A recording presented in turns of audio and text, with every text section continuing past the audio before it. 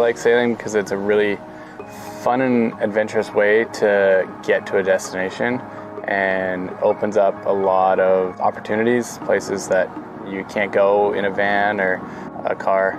I say sailing's 90% really enjoyable and cruisy, but 10% of it is so extreme you feel like you're on the edge, which I love being on the edge. Sailing makes me feel capable and confident because it's the one thing that I know how to do and do well, and I've worked really hard to get to this point. When we do actually put the sails up, it's this whole sense of like relief and excitement and pride as well, all rolled into one.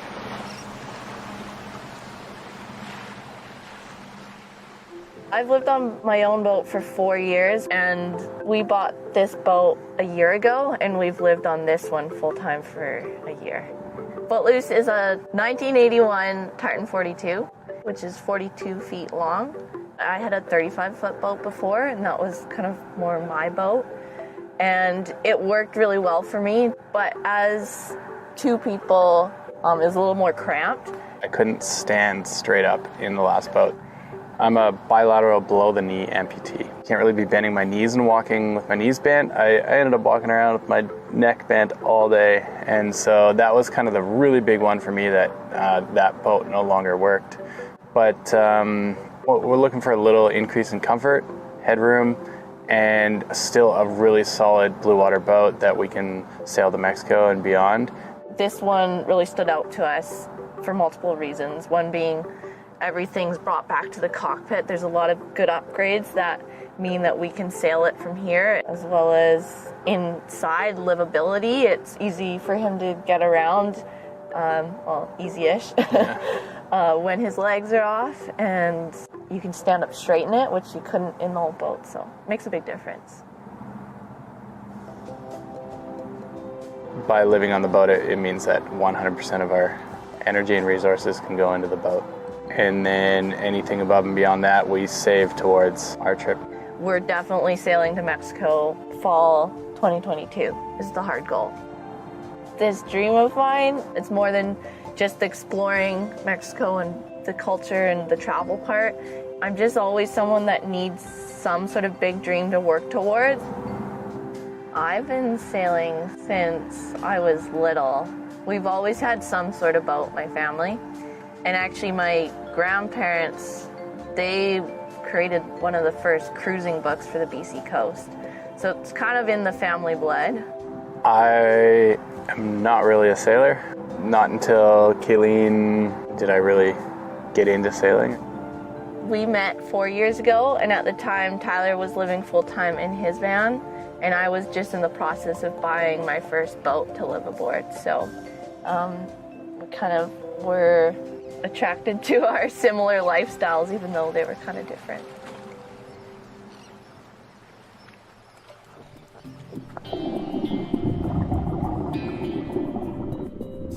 A couple years ago, I changed careers to become a commercial scuba diver because it's something that I saw myself being able to do wherever we are on the boat. And we're hoping to get a dive compressor so that when we do go sailing south, I can go and help other cruisers or do some little like side gigs and use it as some income jobs while we're sailing to help make the trip last a little longer. I'm really lucky that I get to train full-time with the Canadian para snowboard team with the hopes of going to the 2022 games in Beijing. And in the summer, I've got all sorts of things going on, but my favorite is I get to teach skydiving, and so I try and do that as much as possible and help get people into the sport or film them doing their first skydive, and I really love that I get to do that. We have a YouTube channel called All About Spray Sailing where we document our life on the boat. It's mostly focused about Footloose, but occasionally there's some crazy footage of Tyler jumping out of planes as well. YouTube for me anyways is more of a creative outlet. If you're just living on a sailboat for the sake of living on a sailboat, it can be a really cheap option. If you're trying to maintain that boat or even improve the boat, like we are for a future trip, it's extremely expensive, and you have to carefully budget for how you're going to make it work. We are pretty much like 95% at the dock right now, just because it is our goal of refitting the boat. And it's really kind of tough right now because we've had some beautiful weather that we would have loved to take the boat out. But we try and use the boat as much as possible. We like to stay current, skill-wise, so we don't want to sit around too long. We like to go, especially when spring comes, we get out as much as we can. Summer, we'll try and do a good couple weeks out, and hopefully we'll be able to get some even longer trips just to really dial in before we cast away the lines for a couple years, hopefully.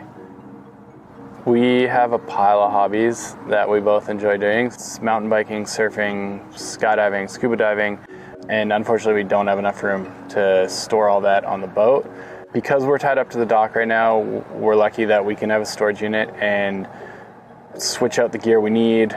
Going forward, we're gonna have to decide what we have to have with us, what we wanna have with us, and what we need to sell to get the money out of it so we can sail for longer.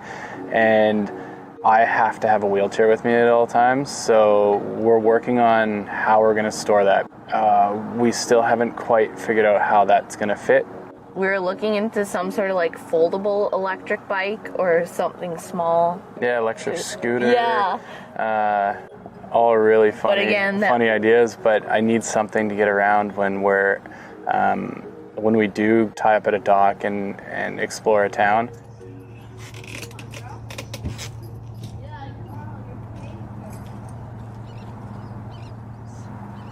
The challenges for me specifically is that the boat's always moving and I have poor balance to start with, so there's been some pretty good falls over the last couple of years. Just hygiene in general is a challenge. We're lucky that we have kind of modified it so I can sit down and shower on the boat, and we do occasionally, but we also have the marina, and for me the marina shower is really difficult because it's not wheelchair accessible, but for the most part we make it work. The list is so long I could go on and on about every single thing is a challenge for me on the boat, but they're challenges that I'm willing to take on, and only occasionally do I get extremely frustrated. This isn't a long-term housing option for us. However, we do have some plans throughout the next 3-4 years that puts us on the boat for that amount of time. I've lived on boats for a long time. Even as a kid, we lived on my parents' boat for quite a while, so it's hard because a lot of that stuff I've gotten so used to. I don't care if there's no microwave now. I just don't think about that. Refrigeration is sometimes a challenge if it's super hot out. That's the small thing though. The largest challenge for me isn't the icebox. It's living on the boat in the winter and the relentless storms that Canada's winter brings. So especially in this marina specifically, it's not very well protected for southeast winds. So we really got slammed around last winter, and chafing through the paint on the side of the boat and dock lines breaking. It always seemed that the storms were the worst during the night, and it means little sleep. But it also comes with incredible summers, and it all just balances out too. It's worth it in the end.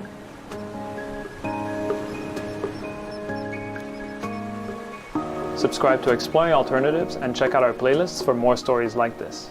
You can also follow Kayleen and Tyler on YouTube and Instagram at All About Spray. Thanks for watching.